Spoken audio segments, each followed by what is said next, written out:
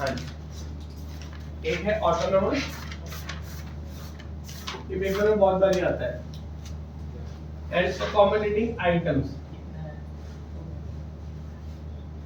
इन BOP. पहले तो बेटा इन वर्ड्स को समझो। ऑटोनोमस का मतलब होता है डिपेंडेंट की इंडिपेंडेंट? इंडिपेंडेंट। वो सारी ट्रांजैक्शन जो कि इंडिपेंडेंटली चल रही है, जिनके कारण हमें पैसा आ रहा है या जा रहा है। अकोमोडेटिंग का मतलब क्या है? जो किसी को अकोमोडेट करेगी।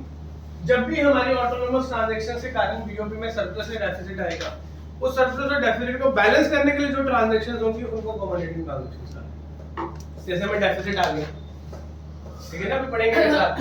डेफिसिट आने के कारण हमें क्या करना पड़ा?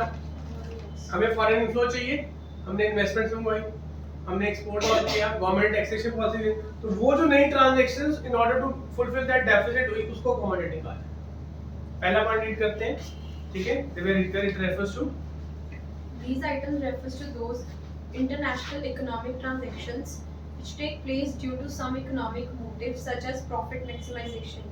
देखो ये इंटरनेशनल इकोनॉमिक ट्रांजैक्शन है जिसमें हमारा ऑब्जेक्टिव क्या है? प्रॉफिट। जिसमें हमारा ऑब्जेक्टिव क्या है? प्रॉफिट। ठीक है, आगे। Account items. These items refers to transactions which are undertaken to cover deficit or surplus in autonomous transactions. Deficit और सरप्लस अगर यहाँ पे कोई हुआ ऑफ ऑटोनोमस आइटम, अगर हमें कोई यहाँ पे डेफिसिट सरप्लस हुआ, उसको पूरा करने के लिए जो काम किया जाएगा, नीचे एग्जांपल भी आई थी अभी, उसके लिए। नेक्स्ट बोलो। These items are cause of BOP imbalance. Cause of BOP यानी बीओपी की मेन ट्रांजैक्शंस इसको कहा जाएगा कि हम इंपोर्ट कर रहे हैं, एक्सपोर्ट कर रहे हैं, सेल कर रहे हैं, परचेज कर रहे हैं, जो main important transaction foreign trade, export and import है, वो उसको कहा जाएगा। आगे Commodity items. These items. Star लिखा था उससे। आगे These items are meant to restore BOP balance. ये बहुत इंपॉर्टेंट है, एक क्वेश्चन आता है, which account helps in restore. Restore मतलब क्या है? अगर सरप्लस है और डेफिसिट है, जाना क्या है हमने? इक्विलिब्रियम में जाना है। कहाँ जाना है? अगर सरप्लस है तो क्या किया जाए? इक्विलिब्रियम में आ जाए। डेफिसिट है तो क्या किया जाए? इक्विलिब्रियम में आ जाए। हमने अभी पढ़ा how the equilibrium is rectified. तो वो जितनी रेक्टिफिकेशन की ट्रांजैक्शंस है वो कहाँ पे हो रही है? वो कौन सी ट्रांजैक्शंस है?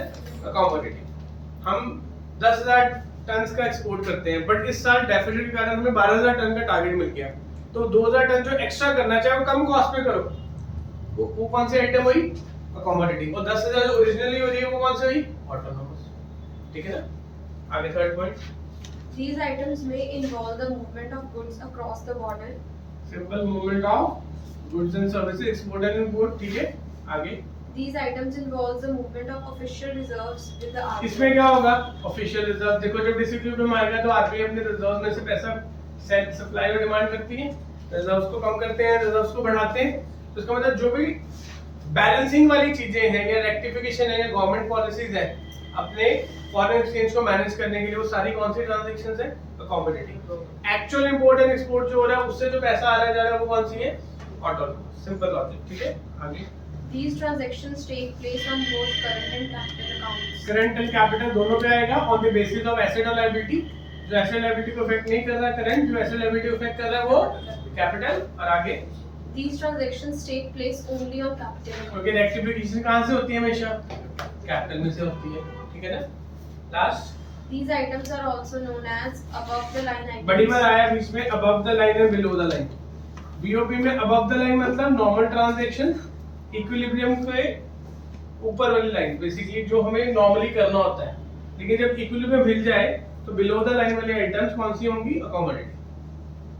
1 मार्क में क्वेश्चन आ जाता है ना, above the line below the line, तो ये अकोमोडेटिंग। और बहुत सारे स्कूल्स और पेपर्स वगैरह डालते हैं पेपर्स में आपको। ठीक है ना, क्लियर है? एक साइक्लिक का डायग्राम रहता है, ठीक है ना, वो बना ले एक बारी इकोनॉमिक